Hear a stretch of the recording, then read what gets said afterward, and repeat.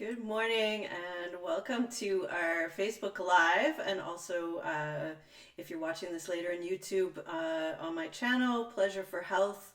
That's great. It's great to see you. My name is Ailsa Kepi. I am a somatic coach and therapist, and I've been working in the realm of relationships for many, many years. I would say my entire life has been really predicated on learning about relationships, and especially how to bring our own self, our true self, to a relationship and not be stuck in old patterns and habits which maybe got set there from early childhood, potentially our attachment wounds from very early experiences with our caregivers often leads to a pattern that we end up living over and over and over again. And sometimes these patterns are not something we want to keep living. And so it's helpful to look at some real ways to overcome these patterns. So let's dive in. And if you want to find out more about me, you can check out my website, ailsakepi.com. That'll lead you to a couple other places where I have offerings set up. I do have an in-person retreat center. I also do a lot of online work, so please do check, do some research there. Um, I'm excited about this topic because I think this is a question I get asked a lot, especially by new clients coming in. uh, they want to know what is different, like what could be different, how could I actually make change in my life, how can this actually make a difference. I don't just want to think positively and everything's going to go away. And I think that's true. We've been brought up potentially in the last 2 or 3 decades with this new age kind of thinking of, if you have a positive mindset and you want $1 million, or you want a partner, a soul partner, that you can just manifest that without anything else involved. And I think, potentially that's not untrue, but I think they're missing the how to part of that. And the how to is actually really important. We need to actually work on integrating, having integrity with ourself. And by that I mean not just our thoughts, but our thoughts, our emotions, our body sensations and feelings, and then even the stories we tell ourselves about all of that. They all need to align in order for us to really make change. And that is trickier than you think, because a lot of times we hide things from ourselves. We think we're aligned, but we've all had that experience of, like, oh, I really want, this person to go on a date with me, let's say. And part of you is totally into that. You like this person, you want this person to ask you out, or you want to ask them out. But that part of you that you may be hiding, is scared to ask, or kind of, wonders whether they'll say something hurtful to you, wonders whether you'll be able to have a relationship with this person, whether you'll be seen as weird, or all of those doubts, the self-doubts that come up. And I'm not saying we never have self-doubt, but that's exactly where you need to actually dig in, because that's giving you some information that there is stuff there that you are wanting, needing to work with. And that is kind of called the shadow work of doing our self work, the stuff that's in the shadows that we don't want to look at. And we've just had an amazing full moon. And that's always a great time to look at it, because when the moon is the brightest, when the light is the brightest, then you have more shadow. And the better you and more healthier you get, sometimes the darker your shadow gets, and you have to dig for it. You have to really work for it.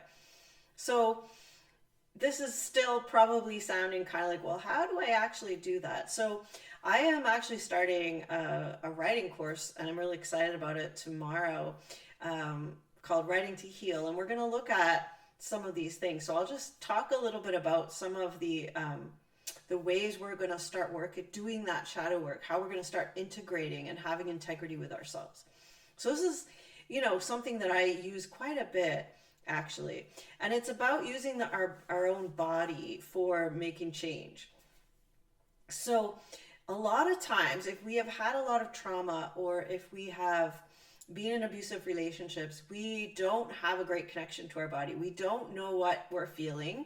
We don't maybe even feel things. So, we kind of walk around like a head without a body. And so, when you really get down into the body and look at sensations, some people don't really even know what that is. So, our first step is to actually look at what is a sensation? What can we actually feel in our body? And things like our five senses might come to mind. So you have, sight. What do you see? What do you hear? Smell, taste, feel, touch. These are some things you can work with. And you can imagine that's a whole range of things to work with. So you might, let's take smell. Let's say you take a couple of different smells, some scents. And you could even use something like an essential oil or your cup of coffee in the morning. You can smell that scent of, let's say, coffee, or you smell that pine needle scent. That is your sensory kind of intake.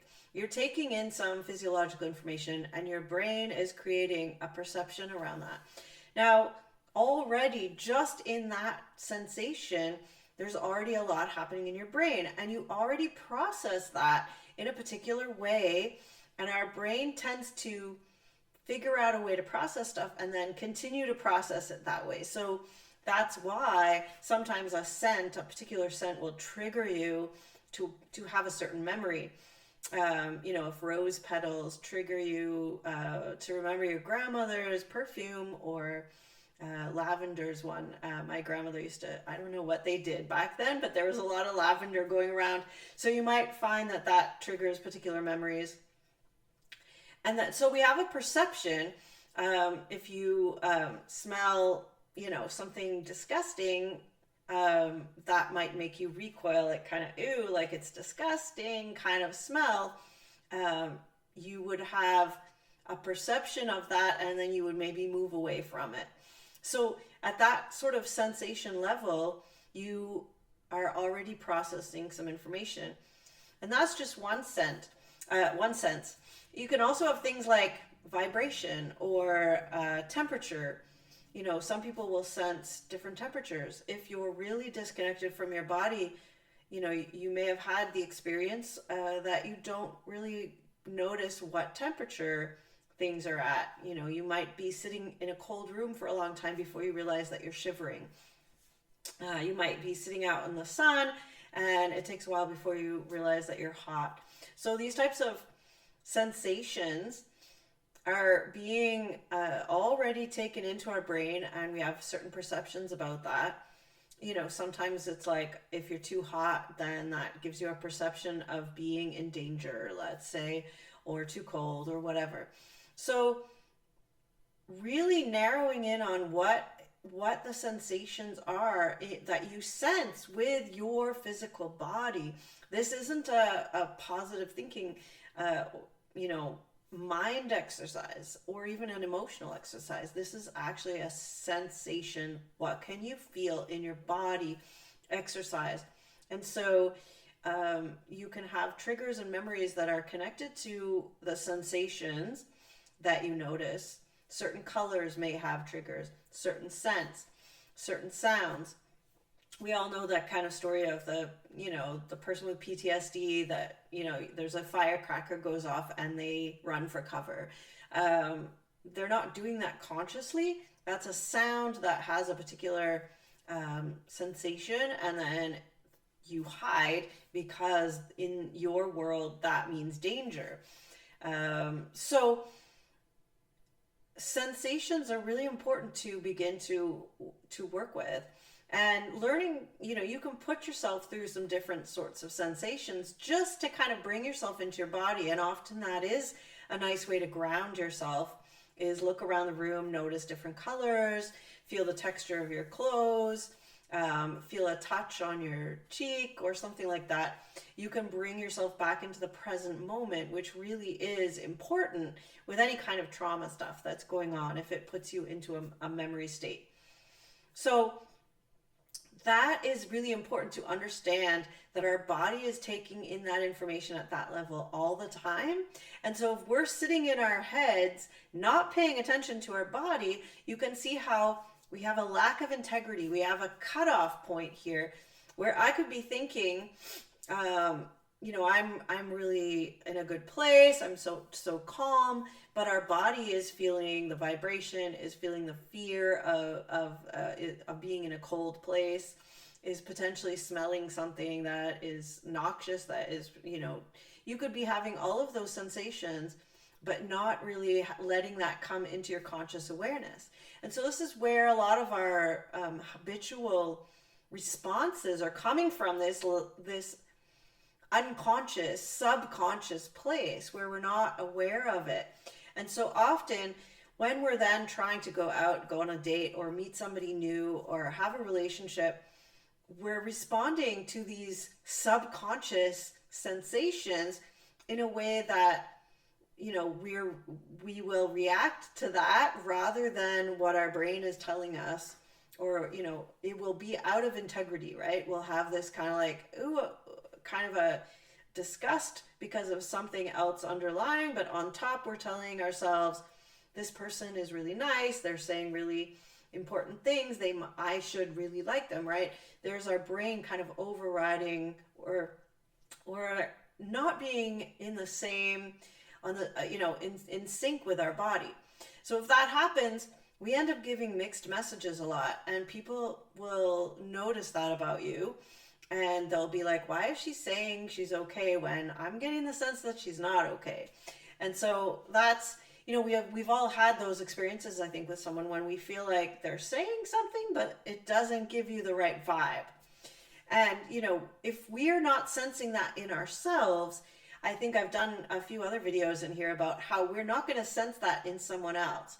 And if someone is manipulative or narcissistic or abusive, often they're not telling you the truth of who they are either.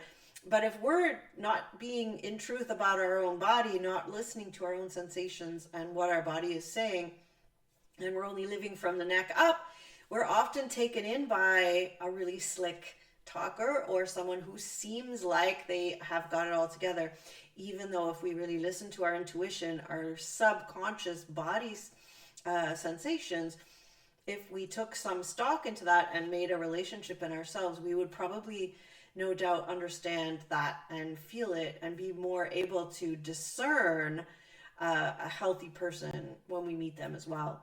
So it's important to understand these different levels. And that's just one level. We have an emotional level, we have a thought level, we have emotions about these sensations. Like if you feel cold and then you feel let's say sad because you're cold, because that reminds you, it's sort of, it's an emotional, like I'm sad and cold and kind of cold, hungry, waif like. We can start having thoughts about that too. I'm always left out in the cold. Nobody likes me. I don't have warmth around me. And then, we make up a story about that we end up living into, such as I'm always out in the cold, nobody cares about me, I don't know how to have warmth in my life, all of that, I don't deserve love. These are all coming from that sensation potentially of just feeling cold. And there's potentially, and I say this potentially because we have to learn this relationship with ourselves, but potentially helping yourself feel warm would help. Put a warm blanket around you. You're going to feel 10 times better already. And then you maybe can change the feeling. You can say, oh, I feel comforted. I feel loved, just by putting the blanket around yourself. Now I'm feeling and thinking about, how I'm so lucky that I'm able to be warm, and I would love to share my warmth with someone else, and I'm available for love. And you've already redirected that entire story that you had, instead of letting yourself stay cold and trying to fix everything in your head, you're giving your body what it maybe would make it more comfortable or would help in that circumstance, and ends up changing all the levels above that subconscious level.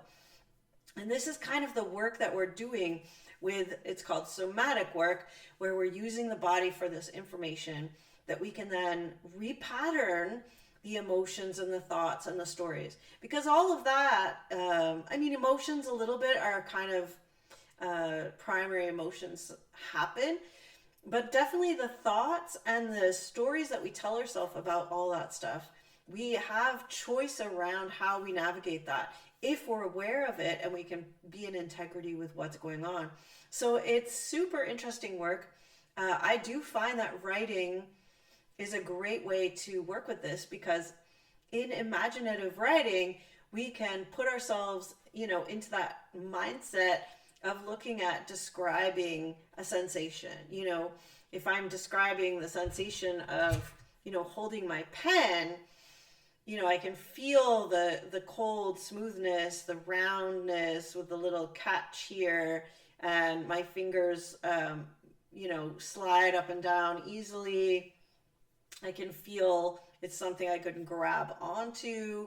And then I can start saying that gives me a sense of security and a sense of creativity holding a pen. And then I can have thoughts about that. I'm excited to see what I'm going to write today, and I wonder, that comes to mind. And then I could have a story about that I'm a creative person filled with really good ideas, and I can't wait to share those. So all of that comes from that initial sensation of picking up a pen and feeling the smoothness of it. So noticing all those little things. So it's really great practice as a writer, so you can start writing these types of things. So if any of you are interested in joining that, there are still spaces for that class. We're starting tomorrow night. It'll be 7 p.m. Atlantic time, which is 6 p.m. Eastern US time, and then you have to calculate your own time zone there. It'll be 6 weeks, 1 hour a week, live class with homework and recording sent out for the participants. We are calling it Writing to Heal. I am going to use it for helping you work with this stuff around trauma, around our subconscious belief patterns. And that's just one thing I'm doing right now. I'm always available for a consult if you'd like to reach out to me, and we can have a quick consult to see what options might work for you. We have retreats. I work with people individually, either online or in person. We can set up a personal plan. I do have an 8-module online coaching program that was specifically created for women who are recovering from emotional abuse, and that is still there. It's actually called The Body Leads the Way, because I believe in this so much that we really have a lot to learn from our bodies. I'm not saying the body is the only thing. Our mind is definitely strong, and learning about our emotions is great, and writing our own new myth, our own mythology, our own stories is an amazingly creative act. Living is an amazing creative act, but the body has been historically left out of the equation for quite a long time. So it's one of those missing pieces for a lot of us. So if this intrigues you at all, do reach out to me or comment on the video. I would love to hear from you and your experience. And I look forward to chatting to you again. If you're joining the Facebook group, welcome. I do try to post in here regularly or repost some of the old videos if you are interested in looking around in there. I've had the Facebook group since 2018. So that's 6 years now. There's many great videos and great resources within the group for you to watch and read. So do take advantage of that as well. If you're on YouTube, please like and subscribe to my channel. That really helps to more people to find out about this work.